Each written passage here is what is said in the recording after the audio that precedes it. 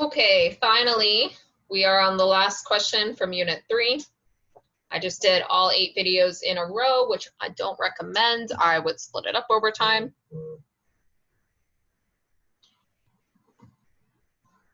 So this question was from 2016 Scoring Guidelines, question 3. It should be familiar to you because this is the question we really emphasized in class, and then there was a very similar question on the Unit 3 test. I almost skipped it, but I decided to include it because I wanted to see if you remembered everything that you were supposed to do. So hopefully you did. Hopefully this felt familiar. Part A asks you to find the explanatory and the response variable. The explanatory is whether or not someone smoked 2 packs a day. The response is whether or not they got Alzheimer's. Whether or not they smoked 2 packs a day, or how much they smoked, whether they smoked, you had to do something to indicate that not everybody smoked the same amount. So some variable or degree of smoking. You could have said degree of cigarette smoking. Something like that that indicates that there's a difference in people's responses. Just smoking is not enough.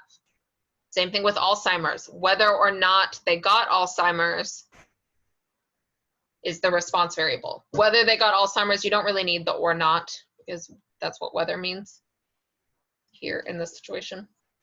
But you couldn't just say Alzheimer's. You also couldn't say the risk that somebody gets Alzheimer's, because I cannot measure the risk of someone getting Alzheimer's. Either they get it or they do not get it. So you needed all of that to get essentially correct. If you got, but if you just had smoking and Alzheimer's or something kind of like that, that still got you a partially correct. So if all you put was smoking and Alzheimer's for your explanatory and response, you still got partially correct. Or if you missed one of them being fully described, that was partially correct.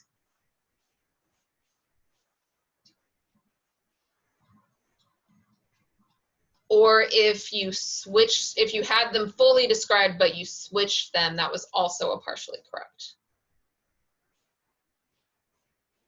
Part B, this is an observational study because treatments, smoking versus not smoking, was not randomly assigned to individuals chose it.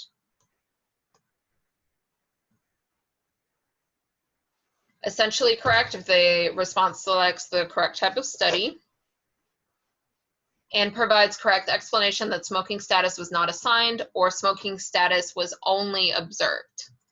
So I have smoking was not randomly assigned.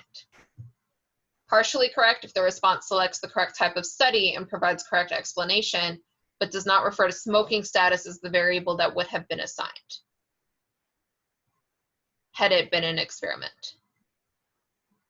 So if you just said no or observational study because treatments were not randomly assigned, that is a partially correct.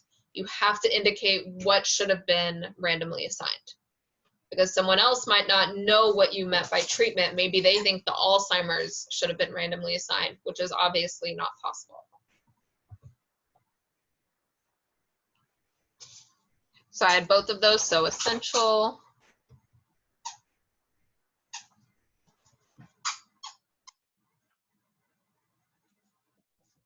So a response that states the explanatory variable was not assigned, that would be acceptable because you already identified the explanatory variable as being smoking or not smoking.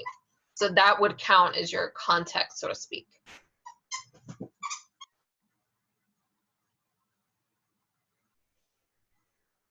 A response that states the smoking status was only observed is sufficient, or merely observed is sufficient for an E. So you could have either said it was randomly assigned or that it was observed or chosen, or merely observed. If you just said it was observed, that wasn't enough.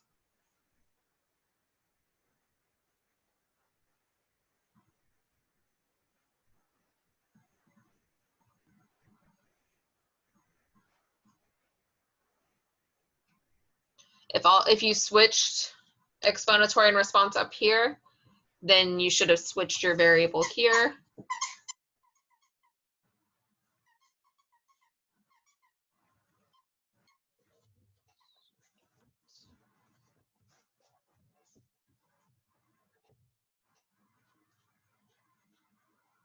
I think that gets the point across.